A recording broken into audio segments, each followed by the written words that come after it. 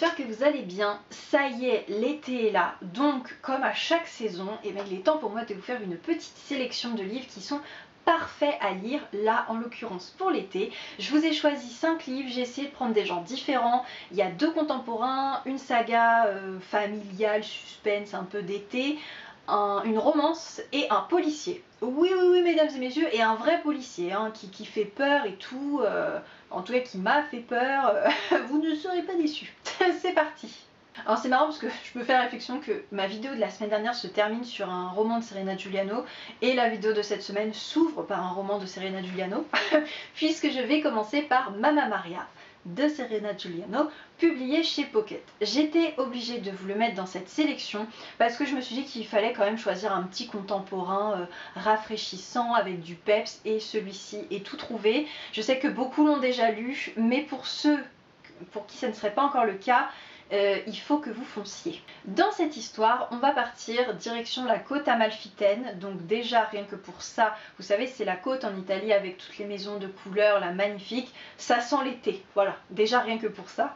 Et on va suivre Sofia qui est une Italienne qui vit à Paris mais qui va revenir dans son village natal sur la côte amalfitaine suite à une déception amoureuse, et elle va donc retrouver son environnement de toujours avec les gens qui y habitent, notamment Maria qui tient le café Mamma Maria et qui est un personnage haut en couleur, et ça va vraiment être, si vous voulez, moi j'avais dit ça comme ça quand je l'avais lu, une petite fiole d'Italie, voilà, qu'on ouvre comme ça et hop on laisse tout se disperser et on est immergé, voilà. J'ai vraiment beaucoup aimé ce livre. On apprend plein de choses sur la culture italienne, il y a des chansons, voilà, c'est coloré, c'est parfait pour l'été. Les personnages sont tous aussi attachants les uns que les autres, et ce que j'ai aimé c'est qu'en toile de fond, il y a quand même un sujet plus sérieux et plus grave, qui n'enlève absolument rien à la fraîcheur du livre, mais qui lui permet vraiment de tout du long comme ça de lui donner une... je sais pas comment dire, mais... une véracité, quoi, quelque chose en plus que juste un petit feel good comme ça, et le combo de tout ça fait que ça a été vraiment une superbe lecture, idéale pour l'été. On passe à un autre contemporain, mais cette fois beaucoup moins feel good et qui va plus être un peu dans la tendresse, dans l'émotion, avec Les 4 saisons de l'été de Grégoire Delacour, publié aux éditions Le Livre de Poche. Dans cette histoire, on va suivre 4 couples qui sont à 4 âges différents de la vie. Il y a des adolescents, des trentenaires, des quinquagénaires et des septuagénaires. Et on va les suivre durant un été au Touquet. Donc déjà, pourquoi je le mets dans la liste été, vous venez de comprendre. Et bon, je pense que vous l'aviez déjà compris de base, mais voilà. Et en fait, si vous voulez, la première partie, elle m'avait un peu décontenancée et un peu déçue, hein, je dois l'avouer, parce que elle est assez pessimiste en fait, assez négative, et je me disais, voilà, bah, c'est pas du tout pour ça que je veux lire ce livre, quoi. En plus la couverture elle est là, hyper colorée, tout ça. Et en fait, à partir de la deuxième partie, j'ai compris où voulait en venir l'auteur, et ça a complètement changé la donne. Donc c'est pour ça que je préfère vous prévenir. C'est pas du tout un roman léger, c'est un roman qui est là pour nous présenter des histoires qui sonnent vraies, des histoires de personnes qui ont des vies comme tout le monde, c'est-à-dire qu'elles font des erreurs, elles se sont trompées, elles complexent, elles sont pas forcément bien dans leur peau, elles ont peur de certaines choses, peur d'aller de l'avant, mais malgré tout, elles aiment. Et c'est vraiment le message de ce livre, c'est que il faut oser aimer. Et c'est vraiment un message que j'ai trouvé très beau. Et surtout, Grégoire Delacour, il arrive vraiment, je trouve, à chaque âge de la vie, suivant les couples, à vraiment se mettre dans la peau d'une personne de cet âge-là. Et j'ai vraiment trouvé ça super, c'était très mignon, très doux, c'est très bien écrit. Et voilà, si vous avez besoin d'une petite lecture pas trop rafraîchissante, mais voilà, sympa quoi quand même pour l'été, avec un peu de profondeur, et ben je ne peux que vous le recommander. On passe maintenant à ma saga de l'été favorite de tous les temps, Un été de canicule de Françoise Bourdin, publié chez Pocket. Alors oui, vous ne rêvez pas, c'est un DVD, et d'ailleurs il y en a même plusieurs dedans, mais il se trouve que le roman est chez mes parents. Voilà, donc je fais avec les moyens du bord pour que vous ayez quand même quelque chose de visuel. Et en fait, ce roman a été adapté en série télé, vous savez ces fameux feuilletons de l'été qu'il y avait dans les années 2000 qui étaient trop bien. Et donc c'était à l'été 2003 avec notamment Charlotte mode de Turckheim et Anthony Delon sur France 2. Peut-être que ça vous parle. Moi j'étais petite, mais cette histoire elle m'avait fascinée et vraiment je l'adore, c'est un peu ma petite Madeleine de Proust et chaque été vous pouvez être sûr que je regarde les DVD, ils sont usés jusqu'à la moelle les machins parce que c'est vraiment une histoire qui, je trouve, mêle tout ce qu'on attend d'une saga de l'été. C'est-à-dire qu'on a de l'amour, de la passion, de la trahison, de l'amitié, des liens familiaux, du suspense, des morts un peu, vraiment un petit peu, tout petit peu, ce qui est juste un mort quoi.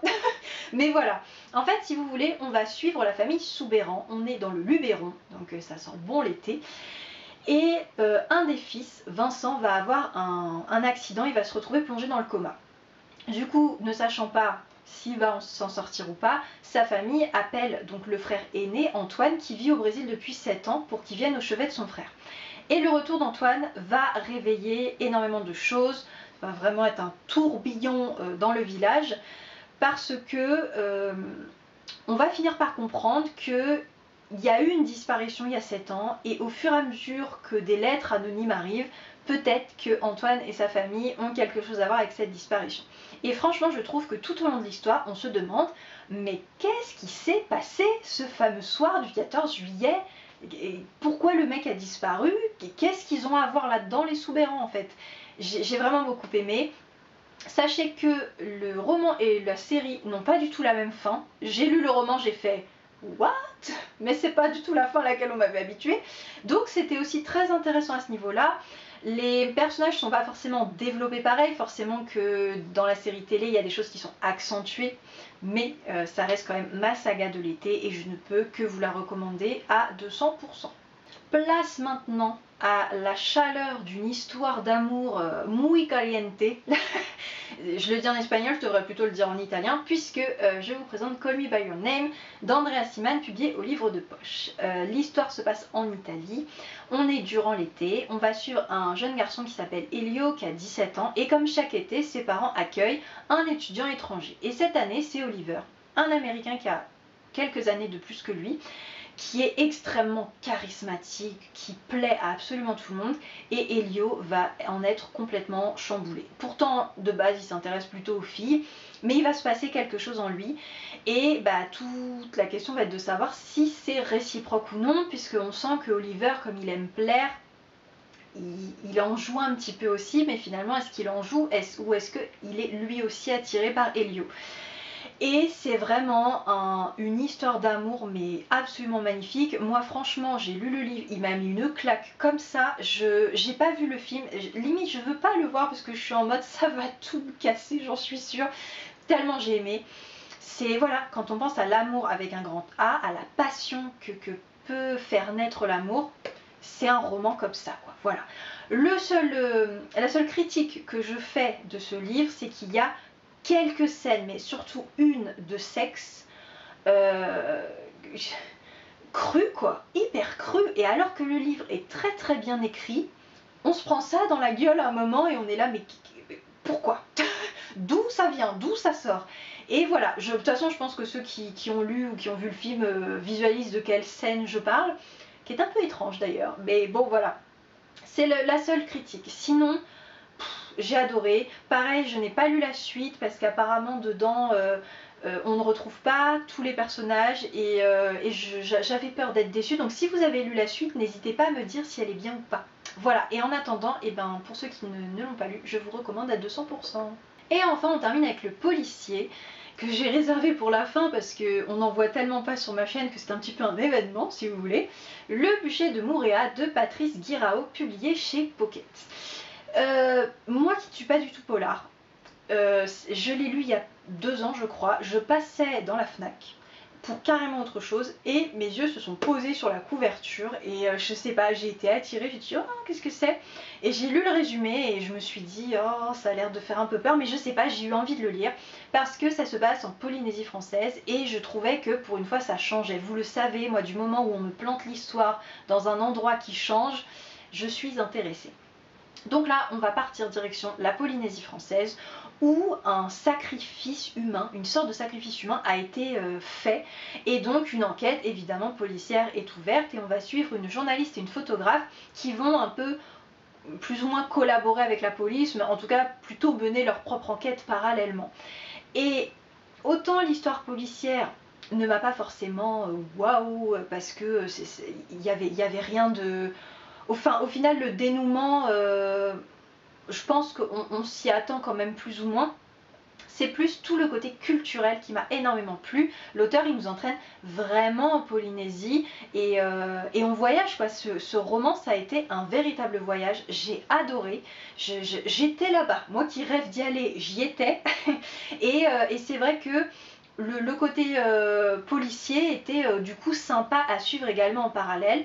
Je préfère vous prévenir pour les âmes sensibles comme moi, qu'il y a vraiment une scène qui arrive vers la fin, ouais, plutôt fin, qui est...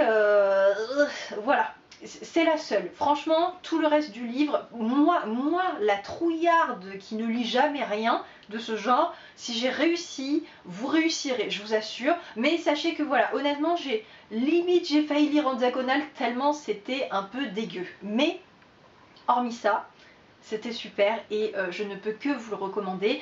Pareil, il y a eu une suite, mais je me suis pas encore laissée tenter. Voilà, je sais pas si ça m'apportera vraiment autre chose que de nouveau par rapport au dépaysement super sympa que j'avais déjà eu avec celui-ci. Voilà, c'est tout pour mes conseils de lecture d'été, en tout cas pour cette année. Je vous en réserve pour les années suivantes. N'hésitez pas à me dire pour vous quel est le livre idéal à lire en été. Moi je vous retrouve bientôt pour vous présenter ma pile à lire de cet été, mais j'attends encore un peu parce que normalement il y en a d'autres qui vont encore arriver, donc je préfère vous faire vraiment une vidéo où tout est là. Mais je pense qu'il va y avoir beaucoup de livres. L'été, c'est le moment où je lis le plus, donc voilà, préparez-vous. Sur ce, je vous dis à très vite dans une prochaine vidéo. Hasta luego!